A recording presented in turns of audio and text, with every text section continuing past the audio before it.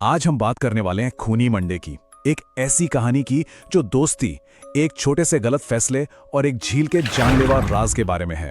तो तैयार हो जाइए क्योंकि ये सफर सच में अंदर तक दहला देने वाला है। कहानी की शुरुआत होती है बस एक लाइन से, रात बहुत हो चुकी थी। और यही एक लाइन काफी है ये बताने के लिए कि आगे कितना बड़ा खतरा आने वाला है। एक स्कूल ट्रिप, एक खराब हो चुकी बस और एक अनजान से होटल में रुकने की मजबूरी। बस यहीं से उस भयानक रात की शुरुआत होती है जो कई जिंदगियों को हमेशा के लिए बदलने वाली थी। तो कहानी के सेंटर में है तीन दोस्त, एक झील जो उन्हें होटल की खिड़की से दिखाई देती है और एक जानलेवा गलती, बस एक फैसला जिसने उनकी पूरी जिंदगी को पलट कर रख दिया। तो सवाल यह है कि आखिर ये सब शुरू कैसे हुआ। देखिए, बस का खराब होना और फिर उस अनजान से होटल में रुकना, यही इन तीन दोस्तों के लिए एक खतरनाक प्लान बनाने का मौका बन गया। और इस सब के पीछे वजह सिर्फ एक, स्कूल में पॉपुलर होने की चाहत। तो ये हैं आयुष, अमन और रोहन। अब होता यह है कि उनकी नजर होटल की खिड़की से बाहर जंगल के बीच बनी उस झील पर पड़ती है और बस उनके दिमाग में एक खतरनाक आइडिया आता है।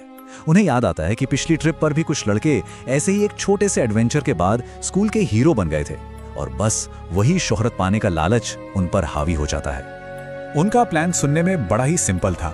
स्टेप 1, गार्ड के सोते ही होटल से चुपके से निकलना। स्टेप 2, झील पर जाकर कुछ मस्त सी तस्वीरें लेना। और स्टेप 3, सुबह होने से पहले लौटकर स्कूल के हीरो बन जाना।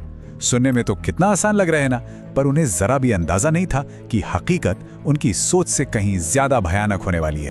और बस वो निकल पड़ते हैं। रात के घने अंधेरे में वो तीनों उस जंगल में घुस जाते हैं, एक ऐसे रास्ते पर जो खत्म होने का नाम ही नहीं ले रहा था। एक ऐसा रास्ता जिसकी मंजिल शायद सिर्फ तबाही थी। जो उन्होंने सोचा था और जो असल में हो रहा था, उसमें जमीन आसमान का फर्क था। उन्होंने सोचा था कि ये एक छोटी मजेदार सैर होगी, लेकिन हकीकत में उन्हें 1 घंटे से ज्यादा हो गया था उस जंगल में भटकते हुए।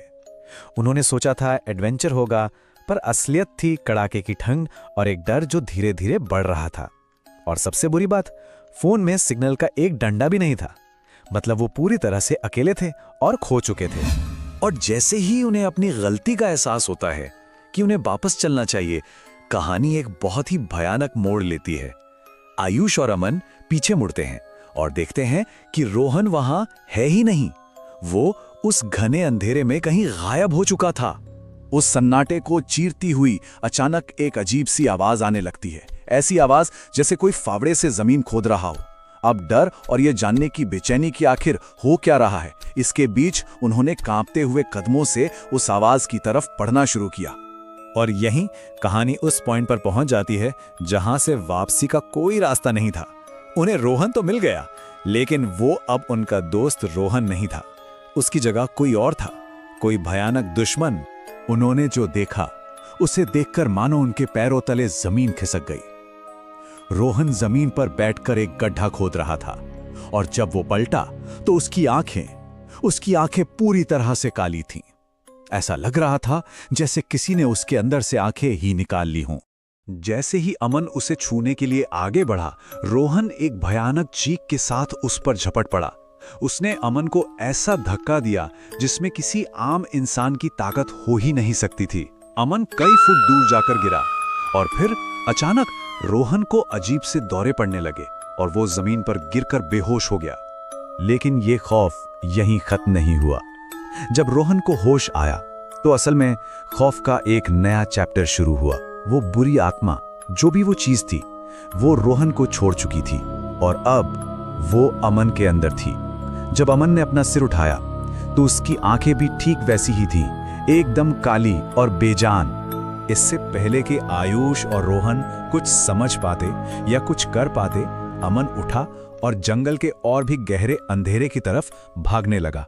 अब उनके पास कोई चारा नहीं था सिवाय अपने दोस्त का पीछा करने के, एक ऐसे रास्ते पर जो उन्हें सीधे उस खौफ के सेंटर तक ले जाने वाला था।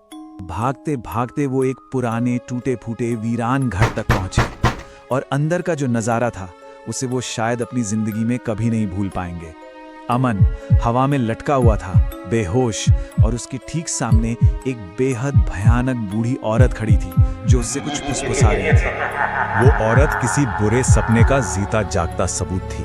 झुर्रियों से भरा एक भयानक चेहरा, वही खाली काली आंखें, लटकी हुई ढीली खाल और बिखरे हुए सफेद बाल। वो साक्षात मौत लग रही थी। वो दोनों अपनी जान बचाने के लिए वहां से भागे, लेकिन वो औरत उनके पीछे थी और जब उन्होंने पलट कर देखा तो उनके रोंगटे खड़े हो गए। वो बूढ़ी औरत किसी कीड़े की तरह अपने हाथ पैरों पर रेंगते हुए सीढ़ियों से नीचे उतर रही थी। और अब कहानी अपने आखिरी और सबसे दुखद मोड़ पर पहुंचती है। डर और घबराहट में वो बस भागते रहे, इस बात से बिल्कुल अनजान कि वो सीधे अपनी मंजिल की तरफ ही दौड़ रहे हैं, एक ऐसी मंजिल जो उनकी कब्र बनने वाली थी। वो बस आंखें बंद करके भाग रहे थे। उन्हें पता ही नहीं चला कि वो कहां आ गए हैं, जब तक कि जमीन उनके पैरों के नीचे से खिसक नहीं गई।